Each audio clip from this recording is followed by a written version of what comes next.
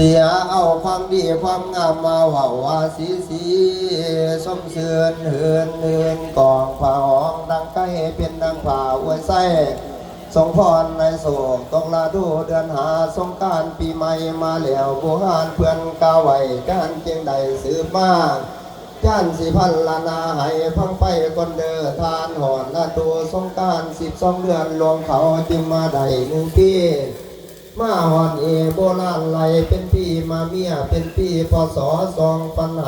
2566ข้อศ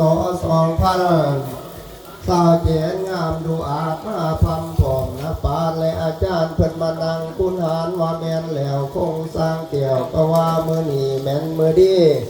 ผู้สยาเศรษฐีก็ถืออโมตาโสจำเลินโลกอุตมังคลาไม่ดูเป็นพญาโสพงามเรือหลักนามินามหาโตบันดาลให้พ้นตก65ตกอยู่ในมนุษย์สนุก45นักปราชญ์ว่าเป็นพี่มหาไสไหลเป็นพี่ปกติมาดนามผลญาติในลิ้นในปาฏิทินกะไหวปีนี้โอ้ดงดีตามคงเดิมมีมาแต่เก่าพวกแม่เฒ่าจึงได้แต่งผ้าขวัญหับเอาวันเดือนปีขึ้นไหมเพื่อให้ได้อยู่สุขสำราญข้าพระเจ้าผู้เป็นอาจารย์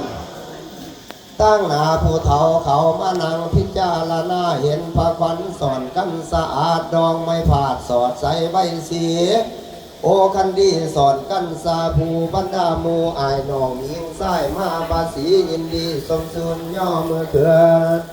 นั่งอยู่ทนร้อนพังยังพรประสิทธิ์ประสาทด้วยอำนาจคุณแก้ว3 ประการอธิษฐานคุณทำตั้งเก่าข้าพระเจ้า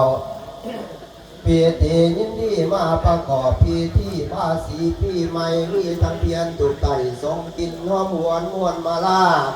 นานาพลใหม่หามาได้พร้อมพังงามตามีทั้งเงินกีบเงินบาทเงินดอลลาร์ใส่ผ้าตก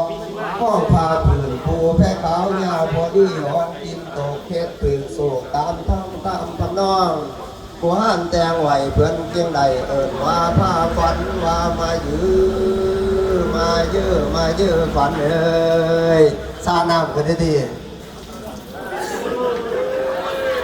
บ้านนี้ไฟจะเสื่อเอาเจ้าผ้าผ่าผู้ยุ่งกำไฟเนื้อให้มาขำมาคุ้นฟันหัวทานนี้เยอะไฟจะเสื่ออนางกำเพือผู้อยู่ต่างไฟไต่มาขำมาคุ้นฟันหัวทานนี้เยอะไฟจะเสื่ออาเถปตอนไต่คนวาสนาคำให้มาขำมาคุ้นฟันหัวทานนี้เยอะ10 โมน้ำลงมาแต่ผู้หน่อย30 โมหน่อยลงมาแต่ผู้หลวง40 โมหลวงลงมาแต่เมืองผ่า50 โมกาลงมาแต่ผู้โง่ให้มาขำมาคุ้นฟันหัวทานนี้เยอะมออันนี้ถ้าเป็นหมอกระจ้ากระถาตั้งแต่เข่าหมอเท้าแต่ผู้หานเจ็ดไปย่อให้ได้เอามาหมุนพวกท่านเยอะเจ็ดไปคูดให้ได้เอามาคำพวกท่านเยอะน้ำเต้าแก้วออกบ่อกินเย็นพอเป็นวิลีมีลาสีอยู่ผ่าสร้างมาหมูงัวควาย